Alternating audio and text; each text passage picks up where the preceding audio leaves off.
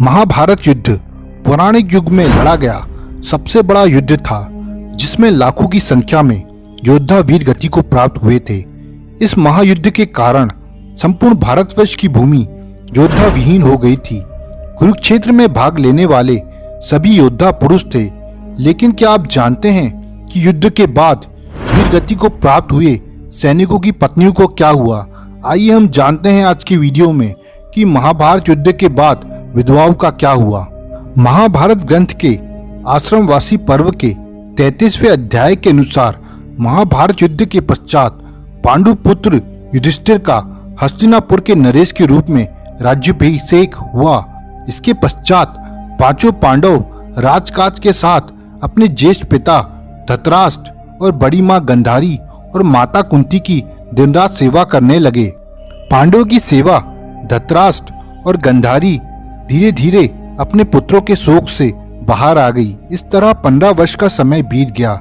तब एक दिन धृतराष्ट्र ने कहा कि वो अपना बचा हुआ जीवन वन में बिताना चाहते हैं, इसलिए हमें जाने की आज्ञा दो। अपने ज्येष्ठ पिता की बात सुनकर युधिष्ठिर दुखी हो गए, परंतु विदुर के समझाने पर धृतराष्ट्र सहित गांधारी, माता कुंती और विदुर को वन जाने की आज्ञा दी। धृतराष्ट्र, गांधारी, कुंती, विदुर और संजय सन्यासी का रूप धारण करके वन प्रस्थान कर गए। इसके पश्चात पांडव हर समय अपनी प्रजा की सेवा करने लगे। पांडवों की सेवा में हस्तिनापुर की प्रजा खुशहाल थी, लेकिन युद्ध के बाद विधवा हुई स्त्रियां अक्सर शोक में रोया करती थी, पर इसका आभास अपने राजा को नहीं होने देती थी। कुछ समय पश्चात एक दिन पांडवों में सबसे छोटे सहदेव को माता कुंती से मिलने की इच्छा हुई। यह देखकर युधिष्ठिर ने वन जाने के लिए आवश्यक तैयारी करने का आदेश दे दिया। अगले दिन पांचों पांडव द्रौपदी के साथ वन की ओर चल पड़े। यह देखकर हस्तिनापुर के निवासी भी उनके साथ चल पड़े। उन लोगों में विधवा स्त्रियां भी थी, जिनके पति महाभारत युद्ध में वीर गति को प्राप्त हुए थे। वन पहुंचकर पांचों पांडव उस आश्रम में गए जहां सभी निवास कर रहे थे।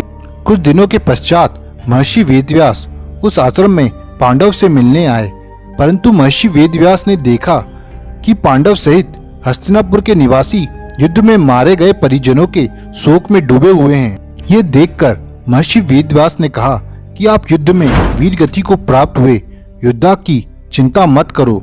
वे स्वर्ग या किसी दूसरे लोक में सुखी पूर्वक निवास कर रहे हैं। वे सभी अपने अपने लोकों में अति प्रसन्न हैं, परंतु महर्षि वेदव्यास ने उनका शोक दूर नहीं कर पाए। तब महर्षि वेदव्यास ने कहा, अगर आपको मेरे द्वारा कही गई बातों पर विश्वास नहीं है तो मैं आपको आपके परिजनों से मिलाऊंगा। ये सुनकर सभी पांडवों के चेहरे पे हल्की मुस्कान सी आ गई। जिस आश्रम के पास वे निवास कर रहे थे वह गंगा नदी के तट पर स्थित था। शाम को सूर्यास्त होने से पहले महर्षि वेदव्यास सभी को लेकर गंगा के तट पर पहुंचे।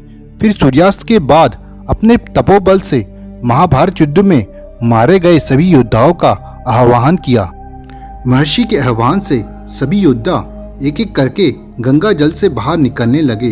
अपने मृत परिजनों को अपने सामने खड़ा देखकर पांडव सहित सभी हस्तिनापुर निवासी खुश हुए।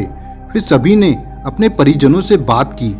तब जाकर उन्हें विश्वास हुआ कि उनके परिजन मृत्यु लोक के कष्ट से मुक्ति पाकर अपने अपने लोकों में प्रसन्नता पूर्वक निवास कर रहे हैं। तत्पश्चात सभी के मन में जो परिजनों के लिए शोक व्याप्त था वो समाप्त हो गया।